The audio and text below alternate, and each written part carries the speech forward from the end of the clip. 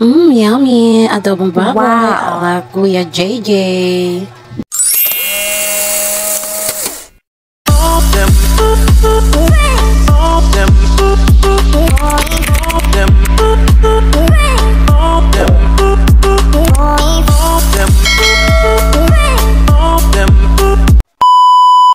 Hello mga person! For today's video, mai-share na naman ako sa inyong bago. At syempre, about sa pagluluto ang i-share ko sa inyo.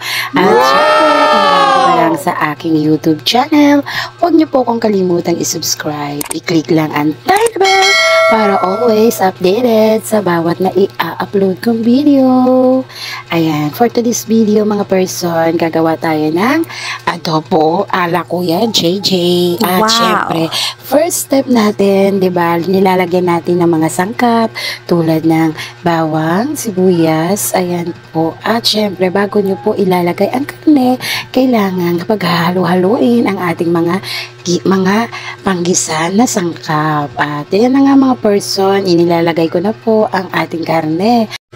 Ayan, nilalagay po ang mga karne. At syempre mga person, habang nilalagay ang mga karne, ayan, isasabay natin siya, igigisa natin siya mga person bago po natin siya palalamutin. At alam nyo ba, pagka nag-adobong baboy si Kuya JJ, talagang ginigisa po talaga niya para masarap daw. Depende kasi yan mga person, kasi depende po yan sa inyong pagluluto. Kasi meron din po na pag nagluto ka is direct na isang salangan na talaga. Pero si Kuya JJ po, bago po talaga niya lagyan ng mga seasoning, kailangan daw po talaga palambutin niya ang karne at idadaan daw talaga sa paggisa.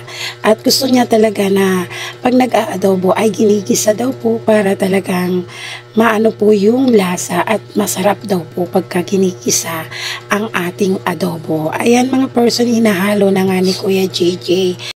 At habang hinahalo nga ni Kuya JJ ang kanyang nilulutong karning baboy, ay kwentuhan muna tayo mga person. Alam nyo ba, first time ko pa lang makakatikim ng luto ni Kuya JJ na adobong baboy. Wow! Kaya ito, pabansagan ko siyang adobong baboy ala Kuya JJ. Kasi nga, first time ko nga lang makatikim ng luto niyang adobong baboy. At ngayon mga person,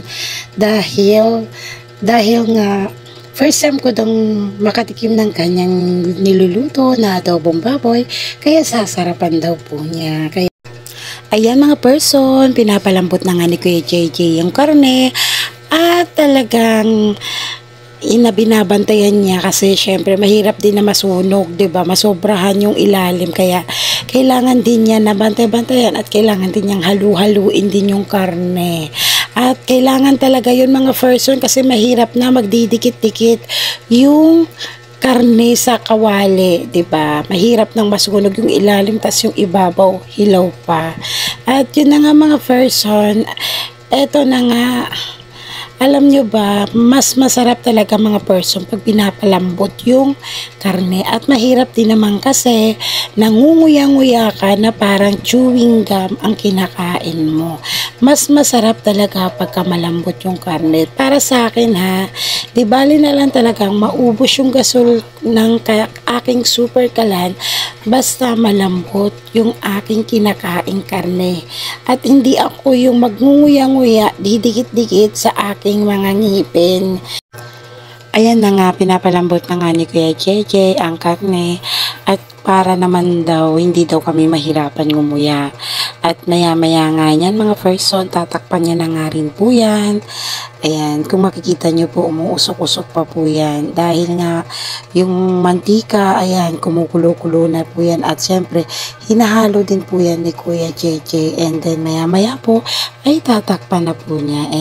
At after 5 minutes, lalagyan na po ni Kuya JJ ng toyo. At syempre, kahit na nilagyan na po ng toyo, ay halo-haluin pa rin po yan ni Kuya JJ para pantay po yung pagkalagay at lahat po ng karne ay malalagyan po. Syempre, tuloy-tuloy pa rin po yung pagpapakulo ng karne.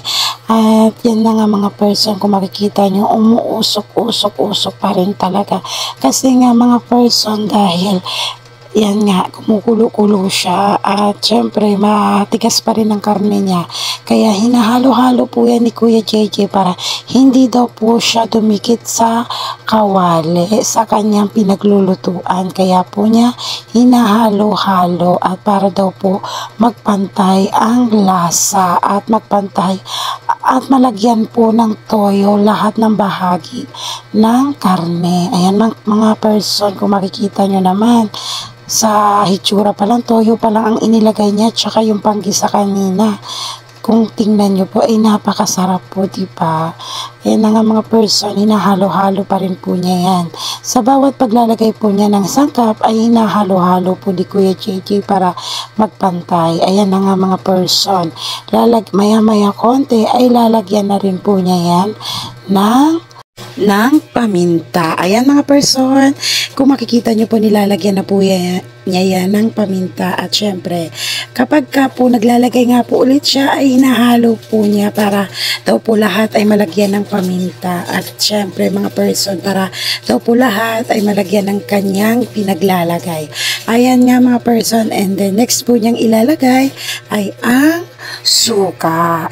Suka daw po ang kanyang huling inilalagay dahil hindi na nga niya daw po ito hahaluin at hahayaan na lang po niya na kusa siyang kumulo at syempre lalagyan din po niya yan ng asukal para medyo tumamis-tamis naman daw ang kanyang niluluto. Ayan na nga mga person, at mamaya-maya konti ay maluluto na ang kanyang nilulutong adobong baboy ala Kuya JJ. At yun lang po mga person. Salamat sa panonood hanggang sa muli. At huwag niyo po kong kalimutang i-subscribe sa aking YouTube channel. And thank you for watching. See you next vlog and bye. God bless. Oh, thank you so much.